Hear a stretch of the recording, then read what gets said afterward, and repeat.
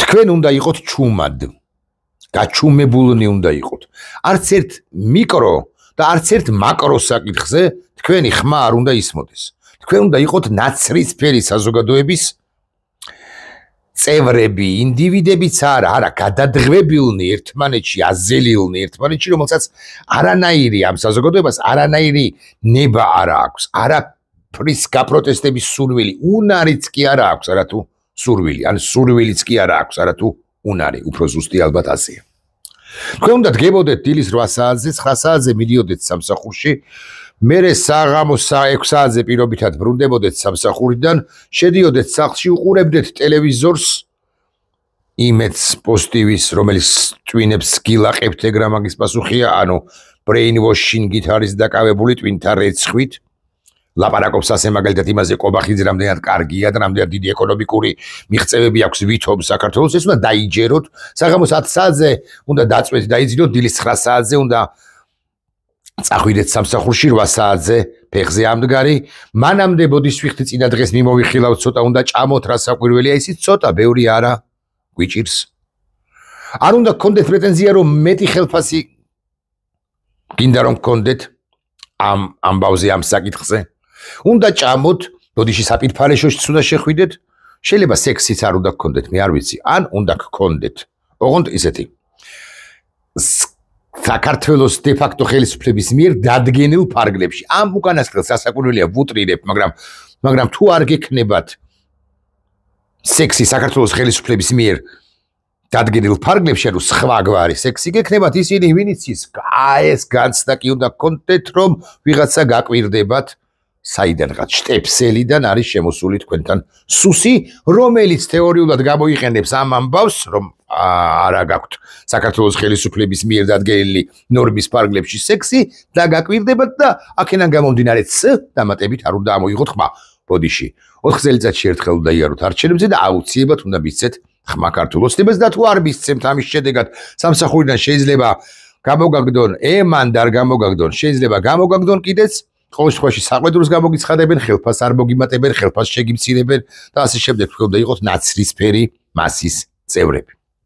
ბოდიში რომ არ დამავიწყდეს და ეს ძალიან მნიშვნელოვანი ასპექტია, მნიშვნელოვანი რაკურსია, თქვენ უნდა გქონდეთ თქვენი სიხარულები, განა არა. და ეს სიხარულები უნდა უკავშირდებოდეს არა იმას, რომ საქართველოსში ჩატარდა ესა თუ ის რეფორმა. რეფორმა ხასუსვაბ არა ომზე არ ვლაპარაკობ, ბრძოლაზე ან ასე შემდეგ. საქართველოს პოლიცია უკეთესად არის აღჭურვილი, უკეთესად არის მომზადებული, ადამიანის უფლებებს იცავს. ხელოვანები გადიან საზღვარგარეთ და წარმატებაზე აღწევენ. საერთაშორისო ტრიბუნებზე ისმის საქართველოს ხმა, ამით არ უნდა ამაყობდეთ, იმიტომ რომ საქართველოს ხმა არც უნდა ისმოდეს საერთაშორისო ტრიბუნებიდან. ჩვენ ვართ სადარაჯოზე თავისუფლებისა, ამ მარტივ წინააღმდეგობასაც არ უნდა ამბობდეს არც ერთი ცუდი თუ ცუდზე კარგი დიპლომატი. თქვენ არ უნდა გქონდეთ არანაირი გამარჯვება, არანაირი გამარჯვების შედეგად წარმოქმნილი განცდა, გრძნობა, ემოცია გარდა სპორტში გამარჯვებების. გაგიკვირდებათ და თუ რომელიმე სპორტსმენი ინდივიდუალური სპორტის სახეობაში გაიმარჯვებს, მოჭიდავე ტატამზე. ან გუნდურ სახეობაში კალათბურთის ნაკრები დარბაზში 7 ჯერ ჩააგდებს არაჩვეულებრივად რომელიმე კალათბურთელი გვარც არ დავასახელებ. აი ეს კი უნდა გიხაროდეთ, თუ საერთოდაც დროშა აღიმართება და ვინმე შეასრულებს საქართველოს სახელმწიფო ჰიმნს, ეს უნდა იყოს თქვენი სიხარულების აპოთეოზი, ზეიმი, ზენიტი. ვწდები, თქვენ გონიათ, ვაჭარბებ, ბოდიშს ვიხდი, რომ არ ვაჭარბებ, ამის დასტური არის ირაკლი კობახიძის მიერ წარმოთქმული სიტყვები. ის ამბობს, ჩვენ ვართ პატარა ქვეყანა. დასაგურვილია პატარა ქვეყანა ვართ, მართლა 69,900 კვადრატული კილომეტრი დე იურე. აქედან 20% რუსებს უკვე წართმეული აქვთ და ჩემი აზრით მეტიც აქვთ წართმეული, იმიტომ რომ როცა დადიხარ ქალაქში, შენ ხვდები ქალაქში და ქალაქში და მით უფრო ბათუმში. ან სხვაგან შენ ხვდები რომ ეს უკვე აღარ არის საქართველოს ქართულს არ ვიტყვი საქართველოს ქალაქი ეს არ არის ქართული სულისკვეთებით სახელმწიფოებრივი სულისკვეთებით ახსავსე გაჟღენთილი ქალაქი სივრცე მთლიანად ქვეყანა მესტიაშიც და ახალქალაქშიც ლაგოდეხშიც და ბათუმში შუაში გორსა თუ ცხეთასა თუ თბილისში ქუთაისში არის გაჯერებული ეს და ძალიან მნიშვნელოვანია რომ ენა როგორც ასეთი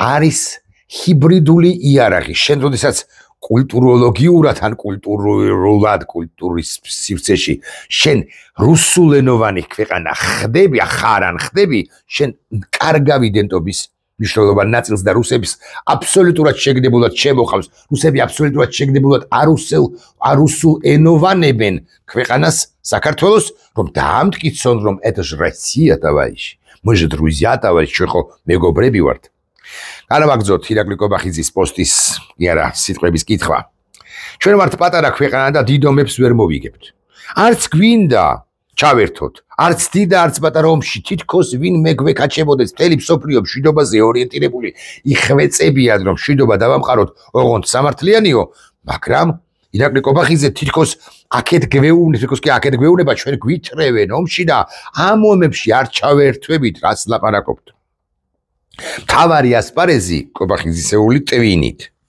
რუსების გააზრებით რუსების კარნახით არის მთავარი ასპარეზი სადაც ქართველმა შეიძლება უმაღლეს დონეზე აწიოს ქართული დროშა და გააჟღეროს ჰიმნი ეს არის სპორტი ანუ კოტე მახარაძის სადმი პატივისცემის გათვალისწინებით ლიკუით вся страна არის ყველაზე დიდი აპოთეოზი რასაც შეიძლება მივახციოთ ევროპის თასი მოვიგეთ 91 წლის 13 მაისს that's all დავამთავრეთ არ მოვიგეთ რაღაც ევროპის ჩემპიონატი გაიმარჯვეს განაცუდია კარგია ვიღაცას გადაუწია ხელი არ ვიღაცა დააგდო ტატამზე მაგრამ ეს არის შენი ეროვნული იდენტობაო ამას გეუბნება და სხვა რამეზე პრეტენზიას არ უნდა გქონდესო არაფერზე მათ შორის უკრაინაში დაიხოცებიან ბავშვები შენ ხმა არ უნდა ამოიღო იმიტომ რომ ემან რუსეთი არ გაღიზიანდეს რომელიც დაგიშლის ამ შემთხვევაში დაგიშლის არ ვიცი ამდენად სწორი სიტყვა ხო რომელიც ამ შემთხვევაში არ მიესალმება შენ სპორტულ გამარჯვებებსაც კიდევ დროშა ხო უნდა იწიოს ხალხო ამიტომ მომკვდარად უკრაინელი ბავშვები ამათი გააზრებით რეალურად აი ეს გააზრება თუ ეს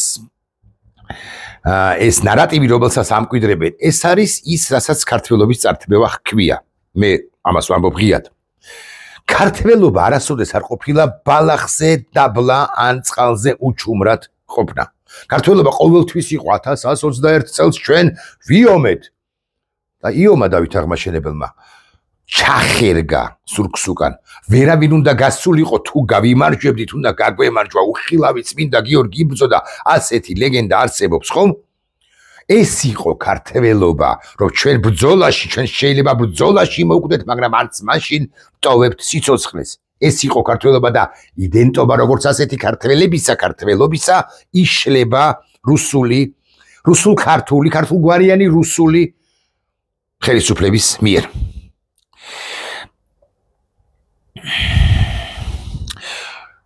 რა არის ამათეული გაგებით შვიდობა ამათეული გაგებით შვიდობა არ არის ბატონებო მეგობრებო ამათეული გაგებით შვიდობა არის უკან დახევა და ომში არ შესვლა თუნდაც დამარცხების ხარჯზე სხვანაირად დავსვათ კითხვა ჩვენ რასაკვირველი ომი არ გვინდა მაგრამ მე მაქვს ესეთი კითხვა ომი რომელსაც ჩვენ არც დავიწყებთ არც ერთი ხელისუფლების პირობებში არ დაგვიწყია არასოდეს ამასთან და არ დავიწყებთ მომავალში, იმიტომ რომ მართლა გიჟი უნდა იყო ეხლა რომ ომი დაიწყო და არტყა ვლადიკავკას ორჯონიკიძე რომ ერქვა სოხუმს რო დაარტყა ამაზეც კი გიჟი უნდა იყო რა თქმა უნდა იმიტომ რომ სოხუმს არ უნდა დაარტყა არავითარ შემთხვევაში ეს ცხადია შენ უნდა მოახერხო ისე რომ ინტეგრაცია მოხდეს აფხაზეთისა ცხინვალის რეგიონისა და აფხაზეთისა საქართველოს ცენტრალური დანარჩენი საქართველოს სივრცეში ამიტომ ომის გზა არ არის სწორი სპეცოპერაციაზე არ ვლაპარაკობ სხვა შორის ომის გზა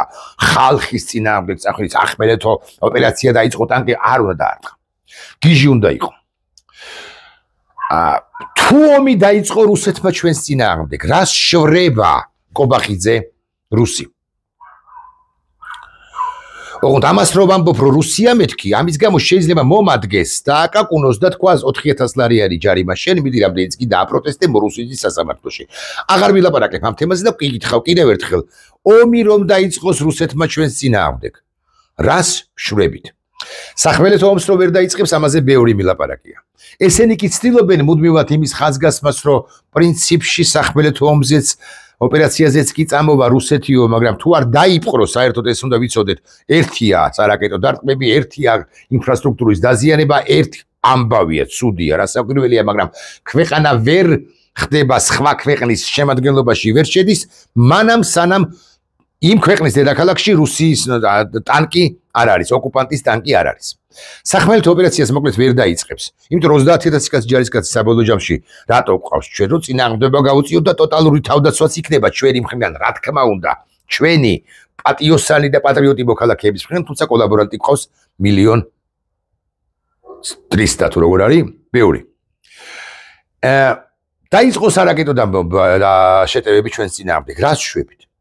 ვუწევთ თუ არა მას წინააღმდეგობას, რას აკეთებს საქართველოს თავდაცვის უწყება კონკრეტულად ან თლიანად საქართველოს დე-ფაქტო ხელისუფლება აკავებს თუ არა რუსეთს, ანუ ჰაერს საწინააღმდეგო, ბანკს საწინააღმდეგო სასაკვირველია, რაკეტს საწინააღმდეგო, ჰაერს საწინააღმდეგო შეერაღება გვაქვს თუ არა, არა გვაქვს.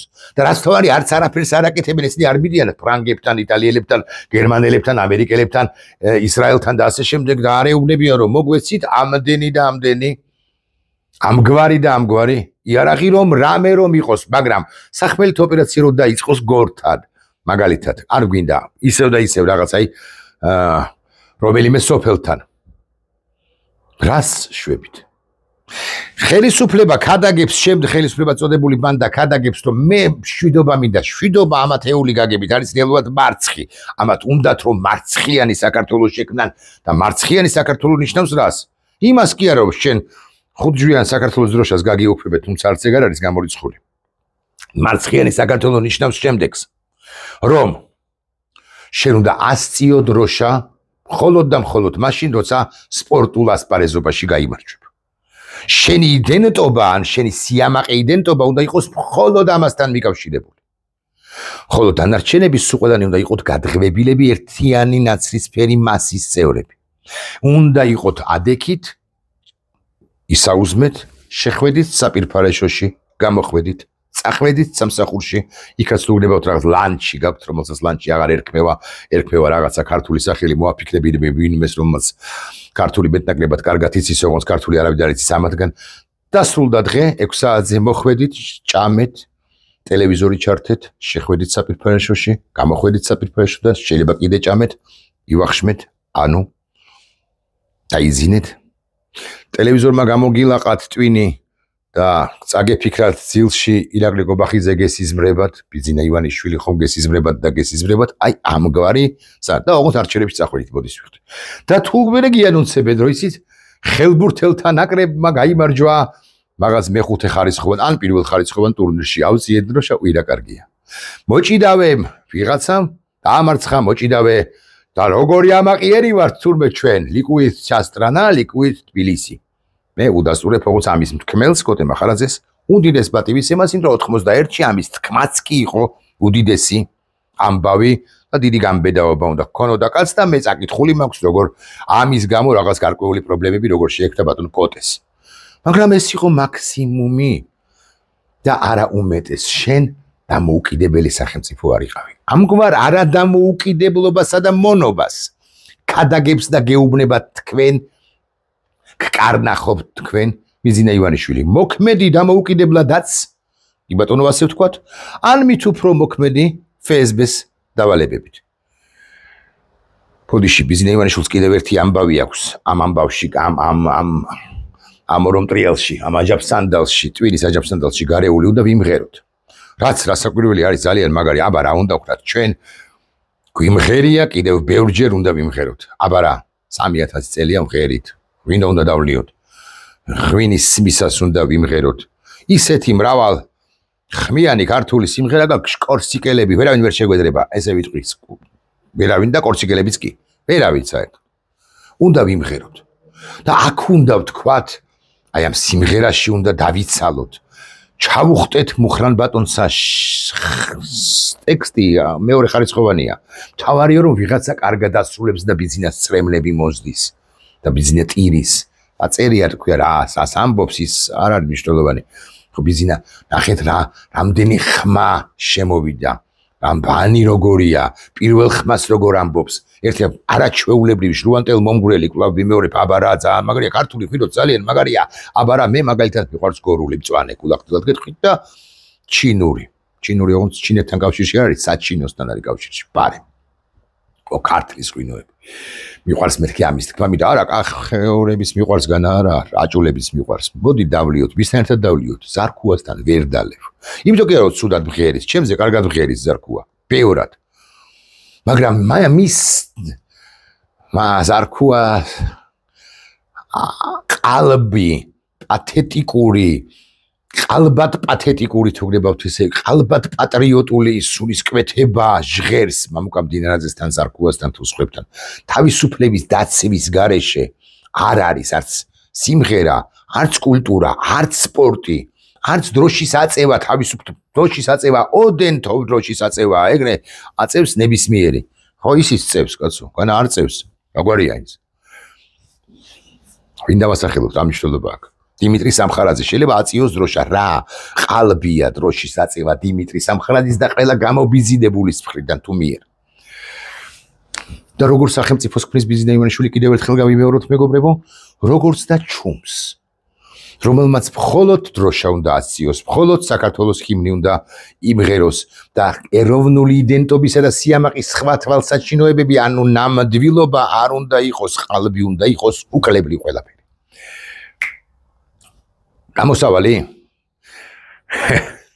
გამოსავალი არის შეუპოვებლობა, შეურიგებლობა და ნამდვილი საქართველოს სახელმწიფოს, მრავალეთნიკური ქართული სახელმწიფოს აშენება, როგორც მრავალეთნიკურობაში ამ ახალი ტალღის ემიგრაციას, რომელიც ჩამოვიდა აქ რუსეთებიდან, არ გულისხმობ. ჩვენ უნდა ვიყოთ მათ მიმართაც ტოლერანტულები, მათ შორის რუსების მიმართაც, ოღონდ უკლებლივ ყველა უნდა ვნახოთ. საბუთი იგორ ივანოვი, რას აკეთებდი? ეჭვი იმის თაობაზე რომ შენ ფსბ-ზე მუშაობ არის. ავაი ახლა დახვი ახლა აქედან. ვინ სისხლის სამართლის დანაშაულს ჩაიდეს, ის სასაკვირად დაჭერილი უნდა იყოს. რა მნიშვნელობა აქვს? თუნდაც არაბეთის მოქალაქე, მობრძანდით, რა საკვირველია, კარგია. მაგრამ ჩვენ გვაქვს ეჭვი რომ თქვენ სულაც არ ხართ ოდენ მოქალაქე აქ რაღაც სპეცსამსახურების რომ ამათმა ხომ აღიავეს პაკისტანიდან ყავთ გავიცი იმდენი ეგრეთ წოდებული ტურისტი და ღმერთმა უწყის როგორ შემოსული და რატომ შემოსული ღმერთმა უწყის ხო და როგორ ვნებენ ისინი საქართველოს უსაფრთხოებას და სახელმწიფოებრებას ბიზნეს აშენებს ჩუმ დამონებულ ქვეყანას დამონებული ქვეყანა ვისაც გინდათ იყავით ბიზნესთან ერთად ქვეხართ ნაცრისფერი მასა და ჩვენ ყველაფერს რამდენიმე რამეს კი არა უკლებლივ ყველაფერს გავაკეთებთ რომ ბიზნეს ივანიშვილი მიერ შემოთავაზებული პროექტი არ გავიდეს ანუ ბიზნეს როგორც ასეთი დასრულდეს ნახვამდის